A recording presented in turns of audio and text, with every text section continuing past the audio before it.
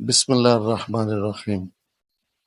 اچھا، شریعت اسلامیہ کا ایک مسئلہ ہے، وہ ڈسکس کرنا ہے آپ سے، وہ غسل کے متعلق ہے اور وضو کے متعلق۔ اکثر آج کا جو ماحول ہے وہاں شک پیدا ہوتا ہے، ہر کام میں شک پیدا ہوتا ہے۔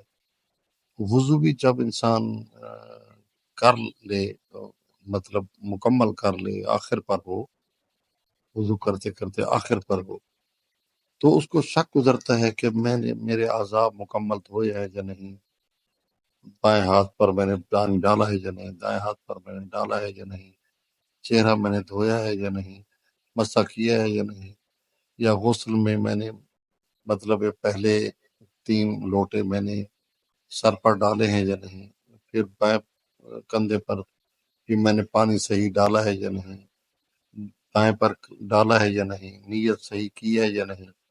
تو اس قسم کے جو وہ اس کو شکوک پیدا ہوتے ہیں، شریعت کی نگاہ میں اس کا کیا حال ہے؟ تو فرمایا آیت اللہ سستانی صاحب نے کہ وہ کسی قسم کا شک نہ کرے، اگر اس نے شک کیا ہے تو اس کی پرواہ نہ کرے، اس کا وضو بھی ٹھیک ہے، اس کا غسل بھی ٹھیک ہے۔ اللہ حافظ۔